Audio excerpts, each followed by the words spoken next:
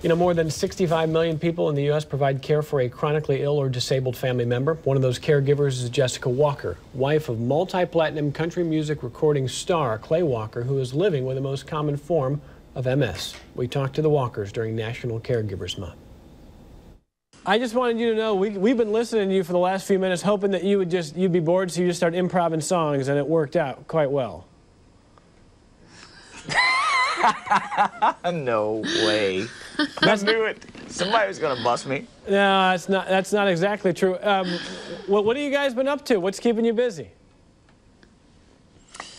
Man, a lot's keeping us busy. Yeah, this is a great month for us. Actually, we're spending a little bit of time this week actually talking about caregivers, and I've had relapsing remitting MS, gosh, for 16 years.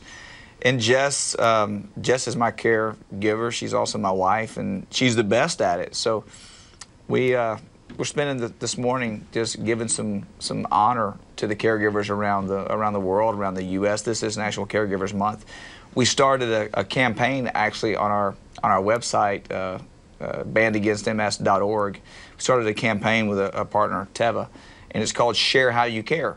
And Jess found it very helpful to talk with other people, you know, other caregivers who were taking care of people who had chronic illnesses, and she got some ideas from talking, and she decided, hey, this is a great way to help other people. So that's what we're doing here this morning. I'm reading that this is the most common form of multiple sclerosis, and Jessica, I wonder, when you talk to people and they know so much about your husband, are they surprised that he has it? What's it like for you? Well, you know, what takes a lot of pressure off of me is if he's also doing his part. We try and maintain a healthy lifestyle. And so every day we wake up and we have a healthy diet and we exercise together. And so really maintaining a healthy lifestyle is what has helped us and helped me cope with everything. And it's tough, Evan, getting me to exercise. She'll lay out the exercise clothes and I'll put them on and just walk around the house in them, and she's like, that don't count. So you have to have your caregiver there, and I'm very appreciative that I do have her. Well, guys, we had a little trouble tuning the shot, so I don't have a lot of time, but I just want you real quick to tell our viewers where they can go for more information to learn about, you know, just connecting with folks and what you want them to know. They can go to bandagainstms.org and click on the Share How You Care campaign. It's nice to chat with you. Wish we had more time, but thanks, and continued success to you both. Thank you, Evan. And more to medical news now. Every year, thousands of families, probably including your family or someone close to you, deals with a diagnosis that feels initially devastating. We're talking about MS, and most Americans know very little about what MS actually is and how it affects the body. This morning, we're talking to a music star who's been living with MS since his diagnosis 13 years ago. That is country star Clay Walker. He's joined by Dr. Rosalind Kolb, a clinical psychologist with the National Multiple Sclerosis Society. Good morning to you both. Good morning, Evan. Good morning, Evan. All right, Clay, 13 years, right? We're talking 1/3 of your life you've been living with since your diagnosis, and you're still obviously doing all the things you did before your diagnosis, right? Playing out and playing music and being active, right? Absolutely, Evan, and that's why I woke up at 3:30 this morning to be here to talk to the folks who are watching, is to encourage them to do as I have and manage the disease.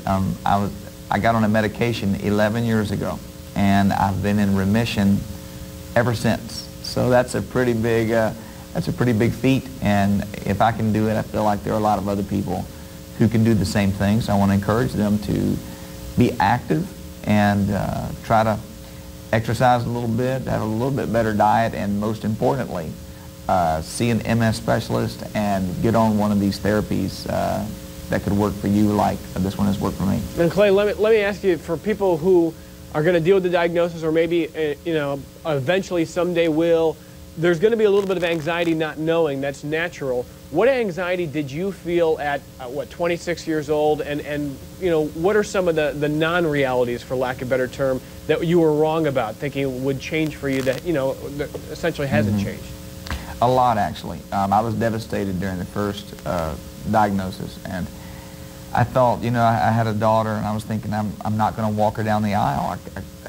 I can't believe that this is happening to me. And, you know, I've come so far since then, and that is why I speak out today, is to let people, I want to save people at least half of that anxiety.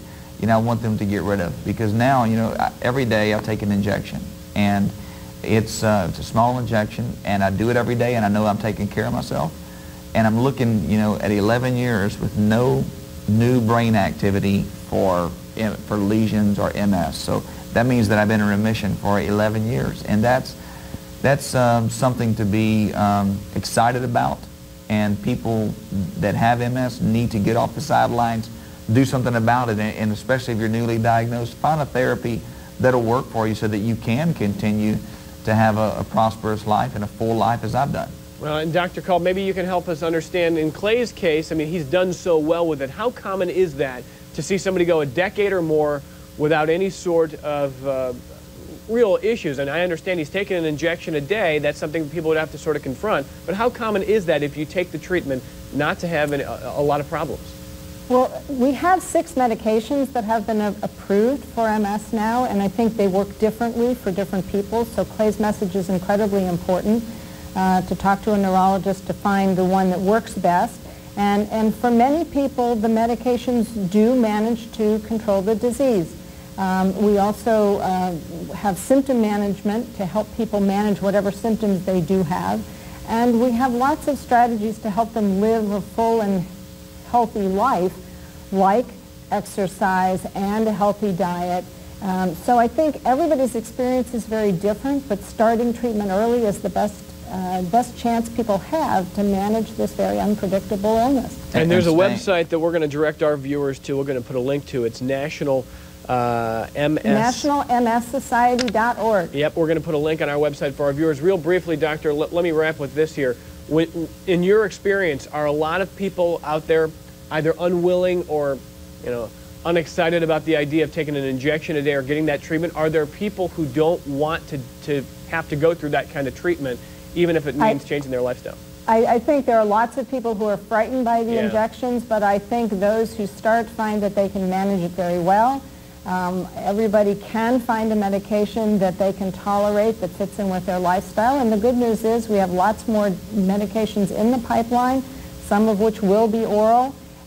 So I think that the key message is here: the earlier people start treatment, get on it and stay on it, the best chance they have for managing this disease. Absolutely. Doctor, thank you. And Clay, we're going to see you back in the studio or on tour. When are we going to see you again? Evan, this is the year. This is the year. I got a new album on the way.